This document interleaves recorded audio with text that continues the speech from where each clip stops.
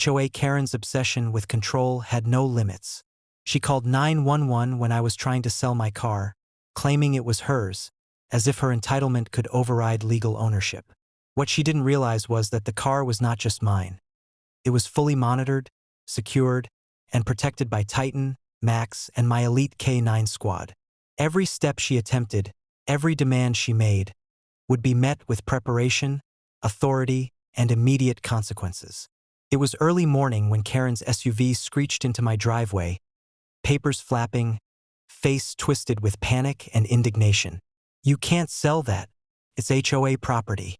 Step aside," she shouted, storming toward the vehicle. I stepped forward calmly, Titan and Max flanking me, muscles coiled, eyes locked on her every movement. "Karen," I said firmly, voice carrying authority, "this vehicle is mine. Any attempt to interfere, harass, or assert false ownership is illegal and will be treated as trespassing and harassment." Her eyes widened as she lifted her phone, attempting to call 911, but Titan growled low, Max mirrored him, and the rest of the squad fanned out, cutting off every approach. Karen's confidence faltered. Every possible path to intimidate or enforce her HOA rules was blocked by preparation, law, and trained enforcement. Desperate, she tried to step closer, waving her papers, but Titan advanced slightly. Max mirrored him, and the rest of the squad subtly shifted positions, forming a living barrier around the car. Karen froze, realizing that any interference would trigger immediate and unavoidable consequences. Minutes later, officers arrived, not because of her frantic calls, but because I had preemptively notified them of potential harassment.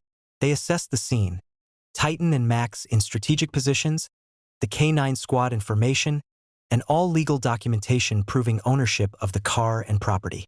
One officer addressed Karen firmly, "Ma'am, this vehicle is privately owned. Any attempt to enforce HOA rules here is illegal. Stand down immediately." Karen's face went pale. She waved her papers helplessly, muttering incoherently. Titan and Max growled low, synchronized, while the rest of the squad subtly adjusted positions, cutting off every potential route of approach. Her usual bluster dissolved as she realized she had no leverage, no authority, and no legal recourse.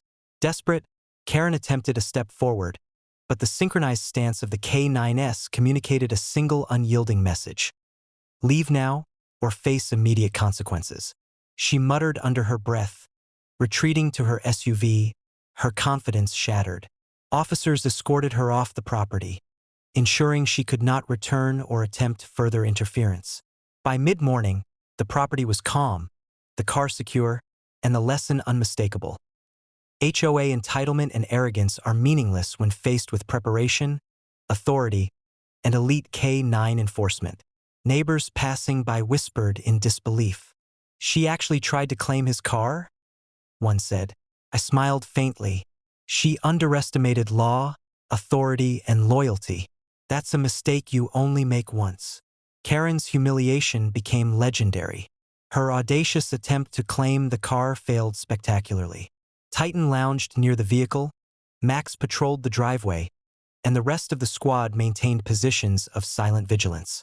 Authority, preparation, and control ruled every inch of the property, leaving no room for HOA nonsense. As the sun set, the property shimmered under golden light. HOA Karen, or anyone foolish enough to overstep boundaries, would never assert authority here again. My car, property, and peace remained fully intact, stronger than ever. Karen's audacity had met precise, unavoidable consequences, and the neighborhood now had a cautionary tale about entitlement crushed by preparation, authority, and the loyalty of those who defend it.